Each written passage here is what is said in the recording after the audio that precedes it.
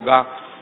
اور نادر شاہ درانی کا جو واقعہ بادشاہ تھا، افشاری بھی کہا جاتا ہے ایران کے اندر، جو مشہد مقدس میں جس کی قبر ہے، بادشاہ تھا جس نے بر صغیر پہ حملہ، ہندوستان پہ حملہ کیا تھا اور تخت طاؤس وغیرہ سب کچھ لے کے گیا. وہ مانتا نہیں تھا کسی بھی چیز کو، اہل بیت کو نہیں مانتا تھا. امام رضا علیہ السلام کے اس نے صرف روضے کو دیکھا تھا. جب دیکھا تو اس نے دیکھنے کے بعد کہا یہ کس کا روضہ ہے؟ تو لوگوں نے کہا کہ یہ آل محمد میں سے ہیں، ان کا نام علی ہے، ان کے والد کا نام موسیٰ ہے اور ان کا لقب الرضا ہے. کہا کہ صرف روضے کو دیکھ رہا ہوں تو ہیبت طاری ہو رہی ہے، دیکھ رہا ہوں تو ایک ہیبت سی طاری ہو رہی ہے. میں ذرا اندر جا کے دیکھنا چاہتا ہوں، زیارت کرنا چاہتا ہوں. تو کہا کہ کوئی آداب زیارت بتا دے. میں تو مانتا نہیں ہوں کہ کیا آداب ہیں.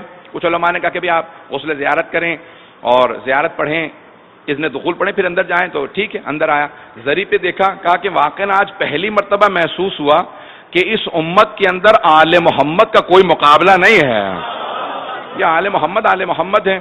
لیکن اس نے زری پہ ہاتھ رکھنے کے بعد ایک جملہ کہا کہ اے علی بن موسیٰ رضا، کوئی امکان نہیں ہے کہ میں ہندوستان جیسے ملک کو فتح کر پاؤں، بہت بڑا ملک ہے، بہت بڑی طاقت ہے، لیکن اگر جیت گیا تو جو کچھ لاؤں گا آپ کی بارگاہ میں ہدیہ کر جاؤں گا.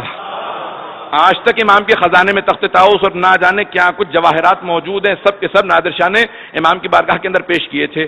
اس کے فوراً بعد وہ نجف اشرف گیا اور اس نے کہا کہ میں یہاں پہ زیارت کرنا چاہتا ہوں. سب لوگ سننا چاہ رہے ہیں؟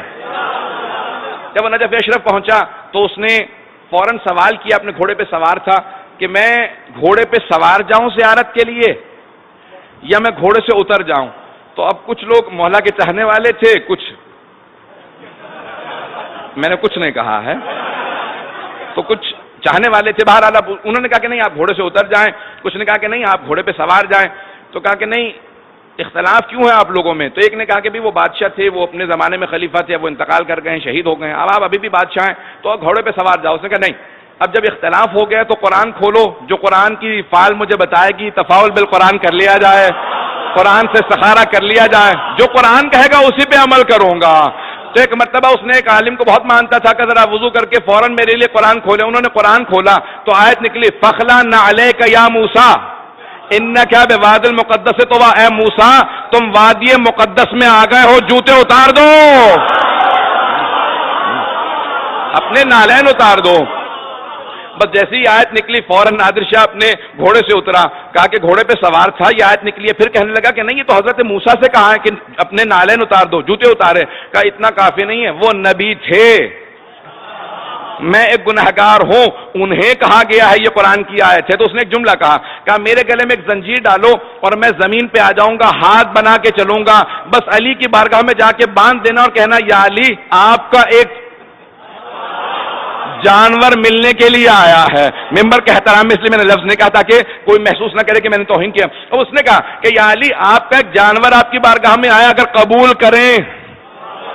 جیسے پہنچا اس نے زیارت کی، بہت رویا. جب باہر نکلا اس نے ایک صحن ہے مولا کے باب توسی جہاں پہ ہے وقت گزر رہا ہے، وہاں پہ اس نے دیکھا کہ بہت سے لوگ زمین پہ بیٹھے ہیں، کسی کی آنکھ نہیں ہے، کسی کا ہاتھ نہیں ہے، مختلف لوگ جو ہے معذور. کہ یہ کون لوگ ہیں؟ کہ شفا لینے آئے ہیں. کہ میں ان سے ملنا چاہتا ہوں. ہادی کون ہوتا ہے؟ ہدایت کیا ہے؟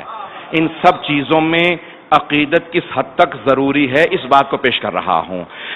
آیا پوچھا کبھی کیا بات ہے، کتنے عرصے سے بیٹھے ہو؟ کہ میری آنکھیں نہیں ہیں، 6 مہینے سے بیٹھا ہوں. کہ اب تک شفا نہیں ملی؟ کہ نہیں.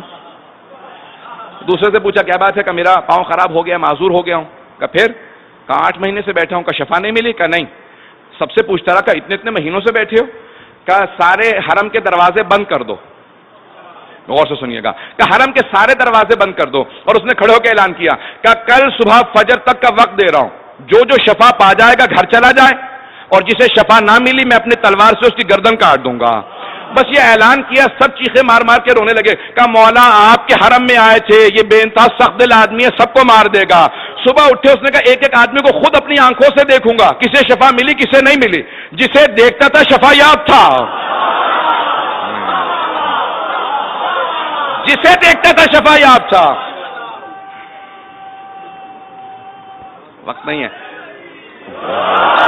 وقت نہیں ہے زیادہ گرامی کا جسے دیکھتا تھا شفا یاب تھا. جو بات پیش کرنا چاہتا ہوں کہ تیری آنکھیں کیسے آ گئیں؟ کہ مجھے نہیں معلوم, 6 مہینے سے بیٹھا تھا, آج رات آنکھیں ملی, سب شفا یاب ہو گئے, سب چلے گئے. اس کے لوگوں نے پوچھا یہ سب شفا یاب کیسے ہو گئے؟ اتنے مہینوں سے بیٹھے تھے. کہ علی دینا نہیں بھولے تھے, یہ مانگنا بھول گئے تھے.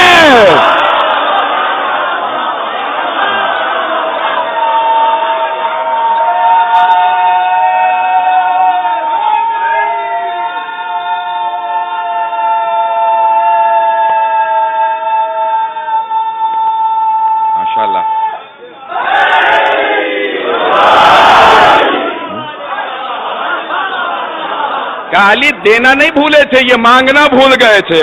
میں نے ایک رات میں سمجھا دیا, جب جان پہ بنتی ہے تو مانگنا آ جاتا ہے. کہ جب جان پہ بنی تو ہر ایک مانگنا سیکھ گیا.